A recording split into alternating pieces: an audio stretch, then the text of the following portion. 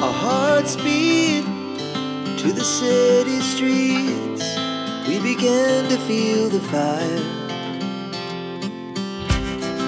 We rise like tall buildings as the chemicals they take us higher. अस्सलामुअलैकुम, कैसे हैं आप सब। आई होप आप सब ठीक होंगे, खुश होंगे और खैरियत से होंगे। तो रमज़ान का मेरा आज का व्लॉग आ गया आप सबके सामने। तो जी ये देखें सहरी के मनाज़र, कुछ लोग सो रहे हैं तो कुछ लोग जाग रहे हैं। तो जी सहरी में मैं उठ चुकी थी। यहाँ पर मैं किचन में आई थी देखने कि आज क्या बन रहा है। यहाँ पर रोटियाँ बन रही थी और जी यहाँ पर चाय रेडी हो रही थी। रोटियों पर लगाते हैं हम जो है वो अच्छा सा मक्खन। तो ये मक्खन था, ये थे हमारे आलू फ्राई। आज हमने सहरी में ये खाना है। तो बस चाय रेडी हो चुकी थी, सिस्टर ने बना ली थी। मैंने सोचा कि चले मैं निकाल देती हूँ, थोड़ी सी हेल्प करवा देती। तो सिर्फ ठूसना नहीं है, थोड़ा सा काम भी करना है। चलें जी, यहाँ पर थोड़ी सी सहरी की हेल्प करवाने के बाद हम लोगों ने सहरी की, फिर फजर की नमाज़ पढ़ी। मैंने उसकी क्लिप नहीं बनाई मैंने। सो जी उसके बाद हम सो गए थे। तो फजर नमाज़ पढ़ के हम सब सो गए। और ये हंजला देखें, ये अभी तक सो रहा है। मिशकात फ़ातिमा जस्ट अपनी क्लास के लिए उठी थी, वरना ये भी सोती रहती। और ये जो ना नवाब साहब हमारे घर का, ये अपनी मर्ज़ी से सोता है, अपनी मर्ज़ी से उठता है। खैर अभी ये सो रहा है, पूरा कमरा खिल्लारा पूरे कमरे में खिल्लारा बना हुआ है। तो मुझे ये समेटना है, पूरे बिस्तर जो है ना उसको तय करना है।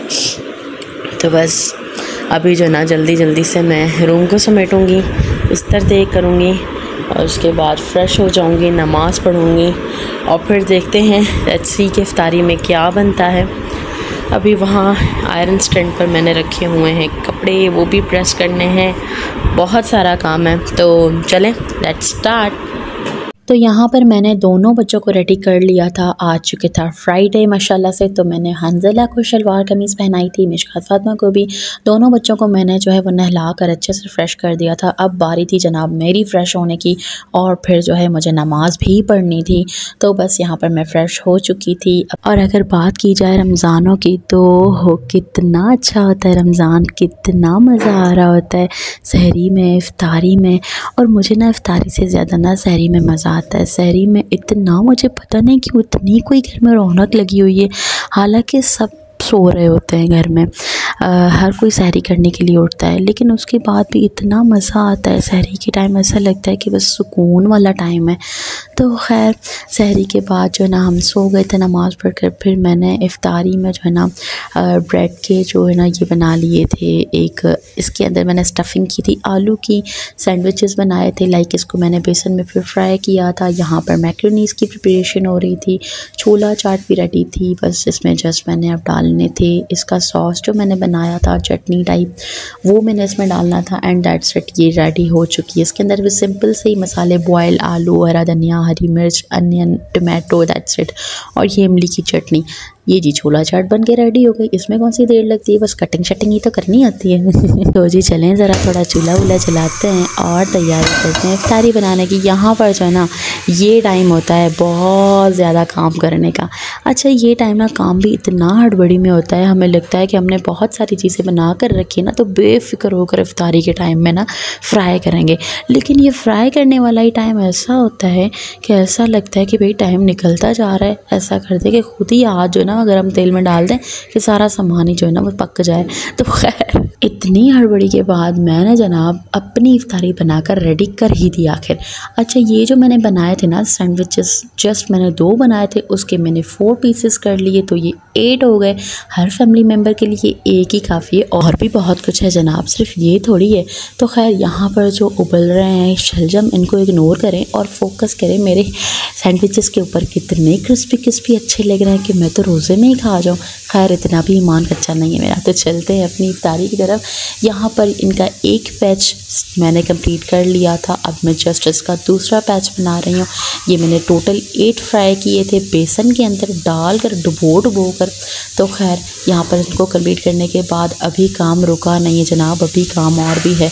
आलू के पकौड़े भी रेडी करने थे मुझे, चले सेटिंग भी करनी है साथ साथ। आलू के पकौड़े जो है ना वो इतने अच्छे बनते हैं, इतने कोई अच्छे बनते हैं कि जब बना रही होती हूँ ना मैं, तब दिल करता है सब मैं खुद ही खा जाऊँ, लेकिन जब इफ्तारी की दस्तरखान पर बैठते हैं तब पता चलता है कि नहीं भाई, जूस भी है, छोला चाट भी है, इतना कुछ है तो इतने नहीं खा पाएंगे। फिर बस यहाँ पर देखें साथ साथ मैक्रोनीज़ भी बन रही हैं। तो इफ्तारी हो, रमज़ान हो और चीज़ों के ऊपर चीज़ें ना बनने से कैसे हो सकता है। तो यहाँ पर दस्तरखान लग चुका था, मैं देखें आपको हाई करके फिर ही बैठ रही हूँ, ऐसे नहीं बैठ रही। अच्छा, बचपन में जब हम दो बहनें एक ही क्लास में साथ पढ़ते थे तो सब मुझे कहते थे क्लास में कि नयाब जो है ना वो बड़ी मस्करी करती है, मजाक करती है, लेकिन इसकी दूसरी बहन जो बड़ी है वो बड़ी जो है ना वो रूड है, वो कोई हमसे मजाक नहीं करती। तो खैर मुझे ऐसा लगता था कि मजाक नहीं करनी चाहिए।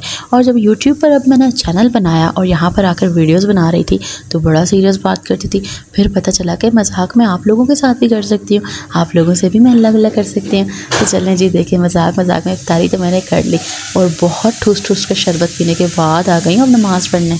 अच्छा, मैं एक वाहिद दूँ कि आप लोग भी ऐसा करते हो कि रमज़ान स्टार्ट होने से पहले बड़े ही दावे करते हैं कि नहीं रमज़ानों में तो डाइट करनी ही करनी है, और जब रमज़ान आ जाता है तो डाइट कुछ इस कदर होती है। जो आपने सवेरे देखा कि मैं शरबत भी ठूस ठूस कर पी रही हूँ और जो है वो फ्राइड आइटम भी खा रही हूँ, इससे जो है ना वेट लॉस बहुत अच्छे से होता है। आप माने ना माने, रमज़ान में आप जितनी फ्राइड चीज़ें खाते हैं ना, जितना अच्छे से इफ्तारी सहरी करते हैं ना, उतना आपका अच्छे से वेट लॉस होता है। ये बस मुतमईन रहें, ये दिल में सोचते रहें।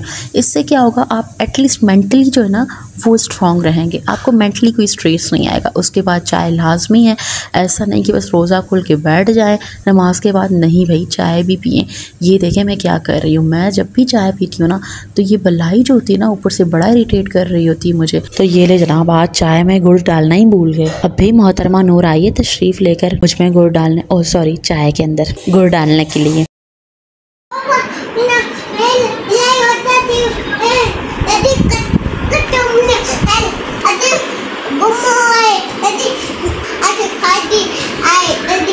चाय अंजला आज फ्राइडे आप चा कंदा वेरी गुड।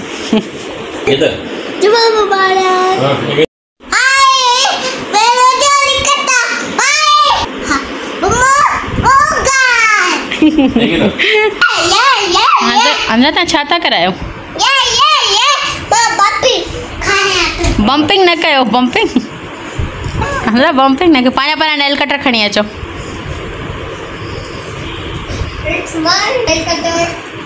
वैसे मेरा बच्चा हंजला है बड़ा ज़हीन।